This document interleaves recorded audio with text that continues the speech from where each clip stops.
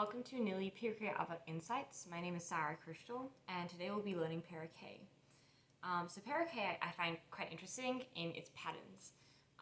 It has several Mishnayot that deal with or center around certain numbers. The first kind of chunk of Mishnayot center around the number 10. Then we have a few Mishnayot with lists of 7. And the Mishnayot we'll be focusing on, Mishnayot Yud to Tet Vav, so 10 to 15. They have lists of 4. The Mishnayot after that, what they have in common is that they all start with the word kol. And then at the end, we have Mishnayot that kind of look like more typical, classical Mishnayot in Pirkei Avot, where they're like a memra, a saying, in the name of a particular Tana. So what I want to focus on today is, like I said, Mishnayot 10 to 15. So each of these Mishnayot describe 4 midot, 4 types of personalities when it comes to a certain area of life. Mishnah Yud reads, Arba midot ba'adam. There are 4 midot ba'adam. And we'll see what that means in a little bit after we go through them. Number 1, the first type of personality, ha'amer sheli sheli v'shelcha shelcha. Someone who says what's mine is mine and what's yours is yours. What does the Mishnah say about them? Zol midah beinonit. This is an average type of midah, an average type of personality. V'yesh amru, another explanation, another opinion in the Mishnah. Zol midat Saddam. This is the midah of Saddam. Okay, interesting. Saddam I don't usually associate with like an average type of personality. But as we'll see, Meir actually takes this as actually being 2 different subsets of the same kind of category of people. So among people who say what's mine is mine and what's yours is yours are people who don't really like to associate with anyone else. They would rather keep to themselves. They wouldn't go out of their way to help other people. But at least when it came at no loss to themselves, maybe they had things that some like surplus of things that they needed to give away. In that type of situation, if they would still be willing to help other people, that is a type of personality that's a midah bein on it. Whereas a midat Saddam would be someone who would go even further and say, I'm not even going to help anyone else, even if it comes at no cost to me. So just like the people of Saddam, Bartanura says, they didn't want to be machnis arachem. They didn't want anyone to like pass through their land. They didn't have any interest in helping anyone outside of their in-group. That is midat Saddam. And okay, so the second type of midah, sheli shelcha v'shelcha sheli. Someone who says what's mine is yours and what's yours is mine. This is an am ha'aretz, says the Mishnah, an ignoramus. So the basic idea is that this type of person doesn't have any basic concept of property, of what belongs to me, what belongs to you, what you have the right to.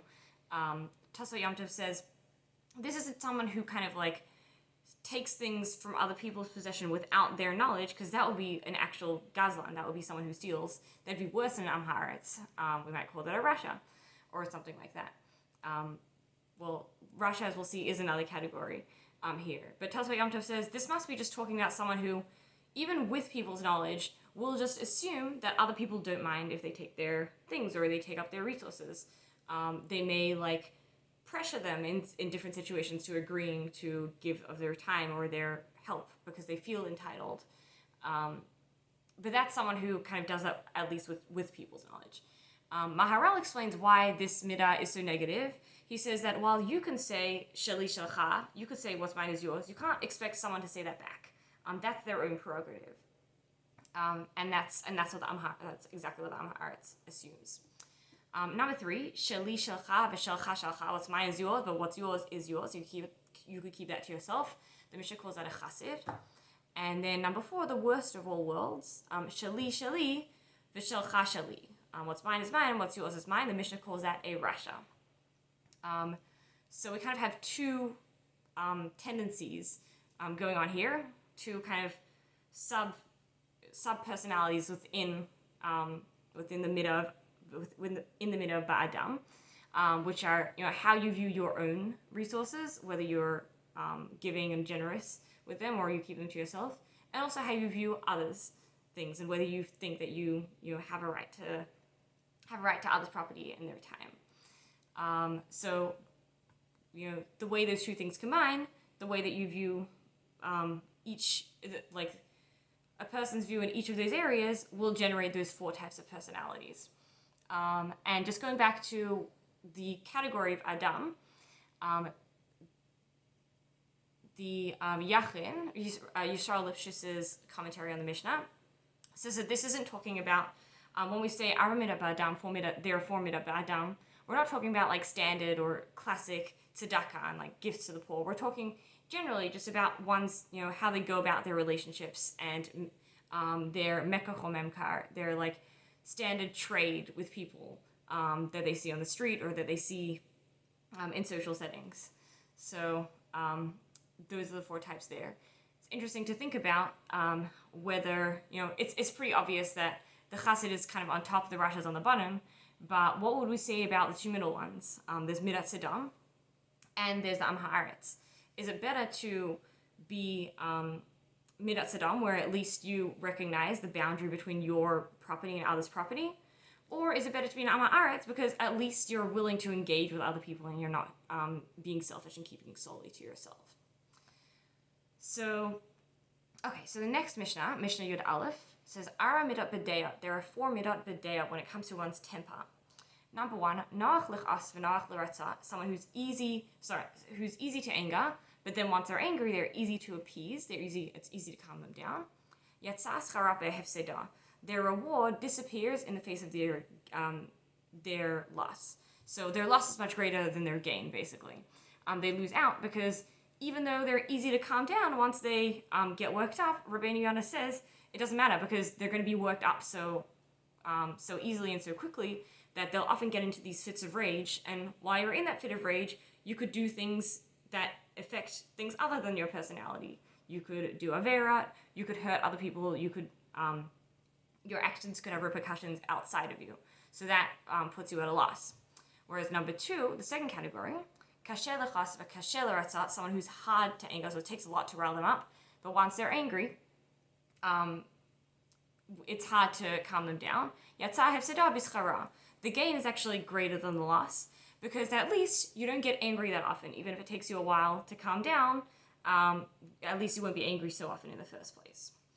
Number 3, kasher lichas v'noach l'ratzat, someone who's hard to anger, but once they're angry, if they ever get angry, they're easy to appease. Chassid, this is a chassid.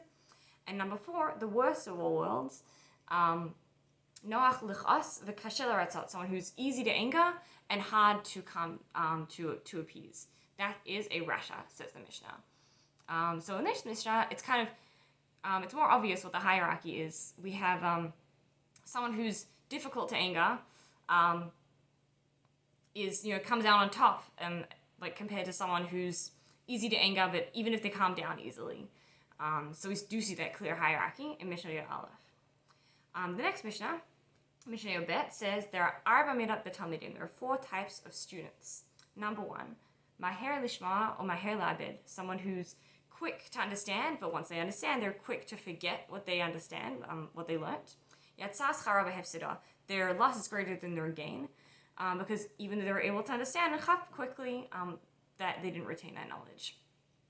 Number 2, kasher lishma v'kasher labed, someone who's, it's difficult for them to understand something, but once they get it, and it's hard for them to forget it, to lose it. Yatzah hefseda b'schara. Their gain, they basically they come out with a gain, because at the end of the day, you are able to retain what you learn.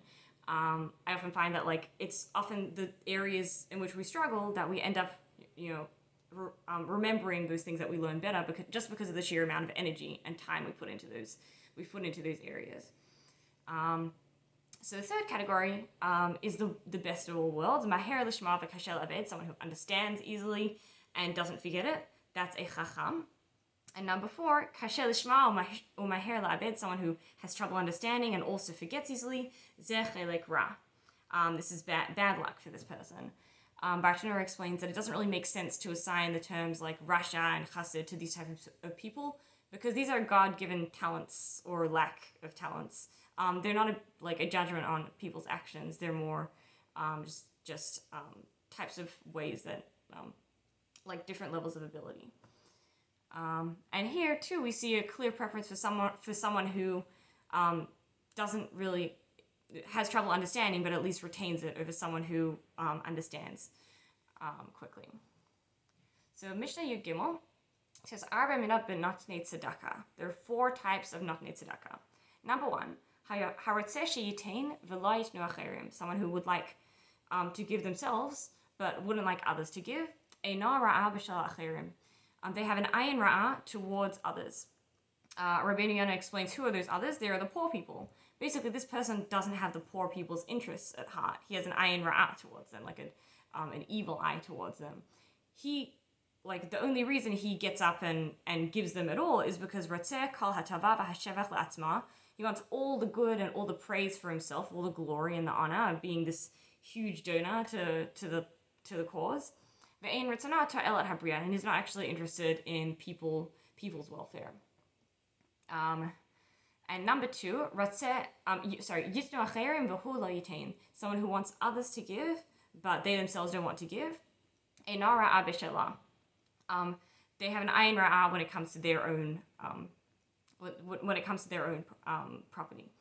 And in this sense, ayin ra'ah is taken as like in its other sense, which means stingy. So Rabbi Yonah says shehu kilai, he's a miser. When it comes to his own property, he doesn't want to give, but at least he would like others to give. Number 3, yitain, someone who would like to give, v'yitnu acherim, and who would like others to give. Maybe they even encourage others to give or set an example with their own giving. Chassid, that's a chassid. Lo yitain v'lo yitnu acherim, someone who doesn't want to give, doesn't want anyone else to give. Rasha. So that's a rasha. And the next Mishnah Yud Daled, says, Arba midat b'halchei l'beit midrash. There are 4 types of people who go to the beit midrash.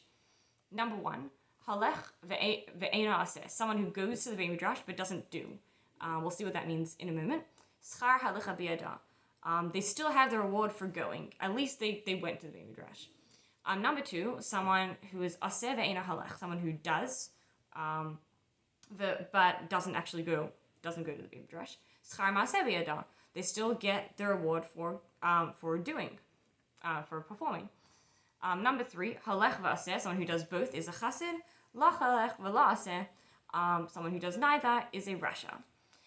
So there are kind of 2 ways that the commentaries understand what it means to be halech, what it means to go, and what it means to do.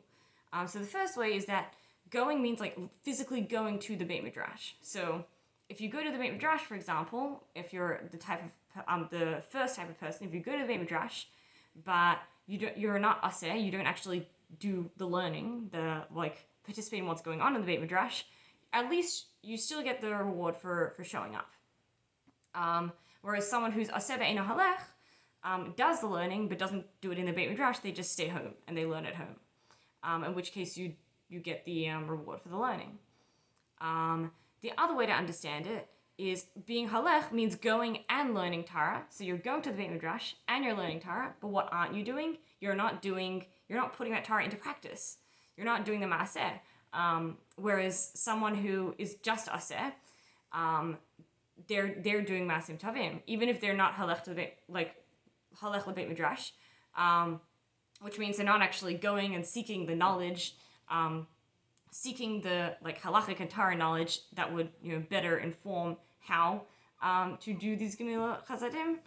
They still do the best they can with the knowledge they have, so they get sachar for that. Mishnah Tetvav.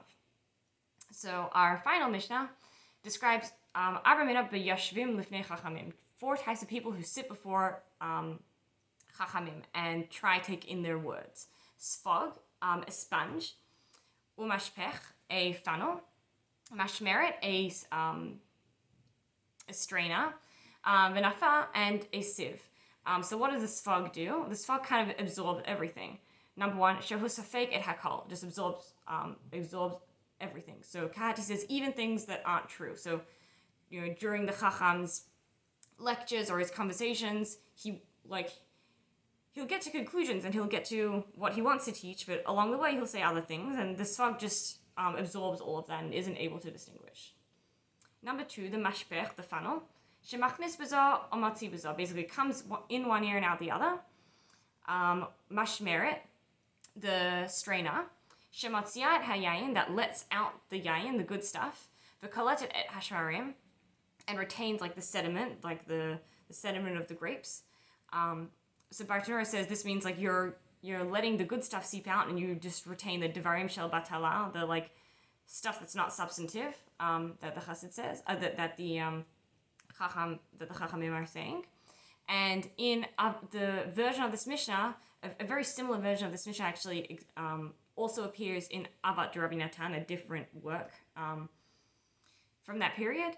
And in that work, the idea is more that like this person is coming with the intention to grab those, that sediment, those shmarim, and they want to like, they're trying to catch the chacham and like try, get from his words like the very worst interpretation that they can of Torah in order to make fun of Torah. So this is like a very bad type of person. And number 4, nafa, a sieve, shemotziat hakemach, that lets out the fine grains. V'koletet et hasolid, but retains the solid, the more coarse grains, which were actually the stuff you wanted. Like the solid, for example, that was what was used in the Karba Mincha for the Beit HaMikdash. So we see here where we're dealing with two types of, two kind of like sub-personalities or tendencies within the Yashvei Lifnei HaChachamim. There's whether you retain the good stuff and whether you retain the bad stuff. Clearly, the nafa is the best because it retains only the good and nothing that's unnecessary. The second best would probably be the sfog, because that's kind of the only other person who at least retains the good stuff. So then we're left with the funnel that like doesn't retain anything, and the nafa. So you could kind of interpret it differently which one would be better or worse based on how you understand the mashmeret. If you understand the mashmeret as someone who lets out the wine and retains the sediment, so they're not able to distinguish between what's important and what's not, and not because of their intentions or because of, their like the way that they approach these chachamim. They're not like trying to keep only the bad stuff, but they just land up with it because they don't have the skill to distinguish. Maybe they're not as bad as someone for whom it just like goes one ear and out the other. Whereas if you understand it like Avot de Rabbi Natan, maybe actually the funnel is better because the type of person who just deliberately tries to get the bad stuff and tries to portray Torah in a negative light, they're probably worse off than someone who doesn't even retain anything. So those are our Mishnayot. Thank you very much, and looking forward to next week's Limud.